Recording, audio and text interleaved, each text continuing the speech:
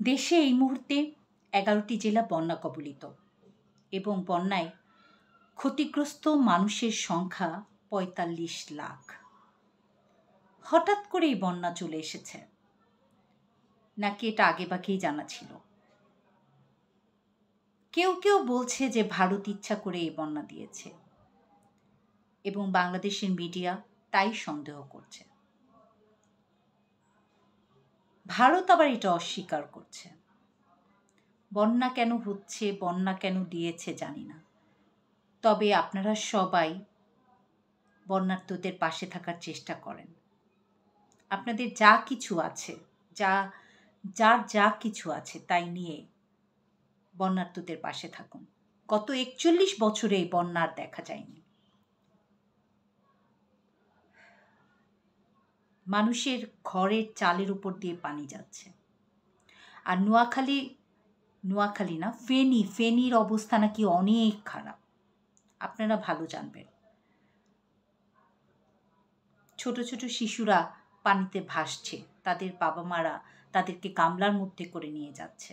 এসব আমাদের দেখতে হচ্ছে। সেনাবাহিনী তাদের একদিনের বেতন এই বন্যার্তদের পিছনে খরচ করছে।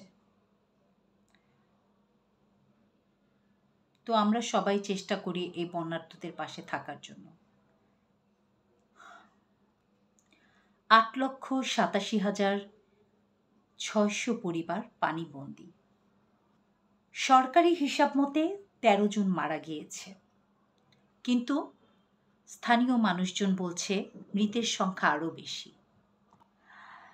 আজকে শুক্রবার দুপুরবেলা ঠিক ১২টার পরে সচিবালয়ে প্রেস কনফারেন্স বসে এবং সেখানে দুর্যোগ ব্যবস্থাপনা মন্ত্রণালয়ের সচিব কামরুল হাসান সাহেব এই তথ্যগুলো দিয়েছেন। প্রতিনিয়তই এখানে নৌকা, স্পিডবোট উদ্ধার তৎপরতা চালাচ্ছে। বর্তমানে বন্যা পরিস্থিতির অবনতি দেখে বাংলাদেশের তথ্য ও সম্প্রচার বিষয়ক উপদেষ্টা, অন্তর্বর্তীকালীন সরকারের উপদেষ্টা মোহাম্মদ নাহিদ ইসলাম অভিযোগ করেছেন যে ভারত বাংলাদেশের সাথে অসহযোগিতা করছে। কোনো রকম পূর্ব প্রস্তুতি ছাড়াই, নাহিদ ইসলাম বলেন, কোনো রকম পূর্ব সতর্কবার্তা ছাড়াই এবং আমাদের কোনো প্রস্তুতি ছাড়াই বাঁধটি খুলে দেওয়া হয়েছে। তিনি আরও বলেন যে দ্রুত সময়ের মধ্যেই ভারত বাংলাদেশের জনগণ বিরোধী এই ধরনের আচরণ থেকে সরে আসবেন এবং বাংলাদেশের জনগণ ও ভারতের জনগণ একত্রিত হয়ে এই প্রাকৃতিক দুর্যোগ কিভাবে প্রতিরোধ করা যায় সেই ব্যাপারে আলোচনা করতে হবে।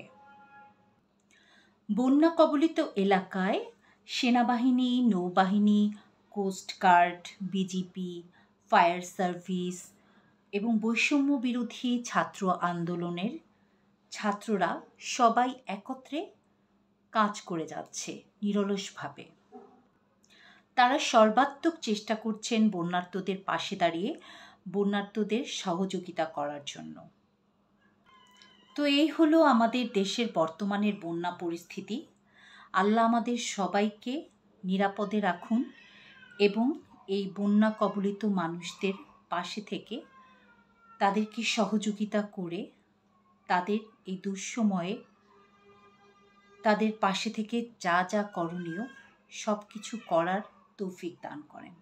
সবাই ভালো থাকেন। আল্লাহ হাফেজ।